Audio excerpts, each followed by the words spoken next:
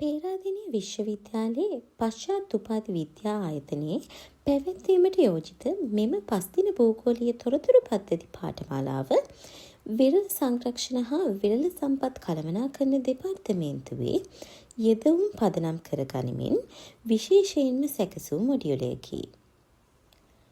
මෙතෙක් පේරාදෙණිය විශ්වවිද්‍යාලයේ පශ්චාත් උපාධි විද්‍යා ආයතනය විසින් සම්ප්‍රදායක් ලෙස පවත්වනු ලැබූ පොදු භූගෝලීය තොරතුරු පද්ධති පාඨමාලාව වෙනුවට ප්‍රථම වතාවට විරල සංරක්ෂණ හා විරල සම්පත් කළමනාකරන දෙපාර්තමේන්තුවේ යෙදවුම් පදනම් කර ගනිමින් මෙම පාඨමාලාව පවත්වනු ලබන අතර එය දෙපාර්ශ්වය සඳහාම වැදගත් හා තිරසාර සන්ධිස්ථානයක් වනු ඇත.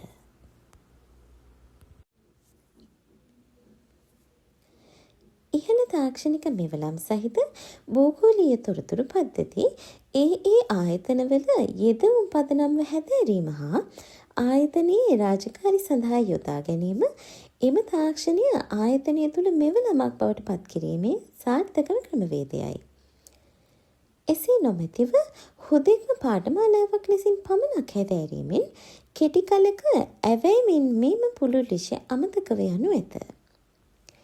රාජකාරී යෙදවුම් සඳහා ඉලක්කගත නොවුණු පාඨමාලා මොඩියුල හැදෑරූ සිය ගණන් පිරිස අතර අති බහුතරය මෙම විෂය අතහැර දමා ඇත.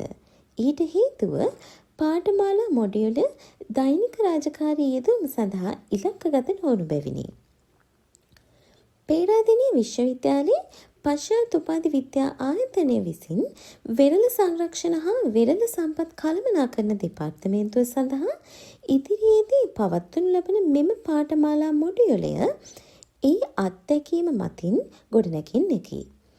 ඒ සම්බන්ධයෙන් පේරාදෙණිය විශ්වවිද්‍යාලයේ පශ්චාත් උපාධි විද්‍යා ආයතනයේ බලධාරීන් සමගද සාකච්ඡා කර මෙම පාඨමාලා මොඩියුලය සකස් කර ඇත.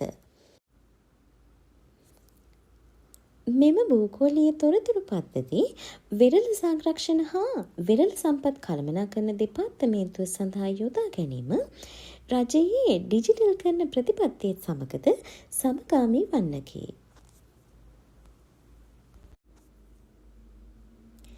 කෙසේ වෙතත් ඉදිරියේදී පැවැත්වෙන පළමු උක්ත පාඨමාලාව සඳහා උද්‍යෝගීමත් හා ක්‍රියාශීලීව සහභාගී වන පිරිසක් තෝරා ගැනීමට අපේක්ෂාව වී තිබේ. එමෙන්ම මුල් කණ්ඩායමෙහි යම් පිරිසක් තුළ භූගෝලීය තොරතුරු පද්ධති පිළිබඳව මූලික දැනුමක් පැවතීම මෙම පාඨමාලාව පැවැත්වීමේ අරමුණෙහි තිරසරභාවය සඳහා වැදගත් වන බැවින් එවැන්නන් සඳහා ප්‍රමුඛතාවය ලබා දීමට අදහස් කර ඇත. කෙසේ වෙතත් මෙම පාඨමාලාව අඛණ්ඩව දින 5ක් නේවාසිකව පැවැත්වෙන බැවින් වඩාත් උද්‍යෝගීමත් හා ක්‍රියාශීලීව සහභාගී විය හැකි පිරිසක් තෝරා ගැනීම වැදගත්ය. පෙබරවාරි මාසයේ මැද සතියක පාඨමාලාව පැවැත්වීමට සාකච්ඡා කර ඇත.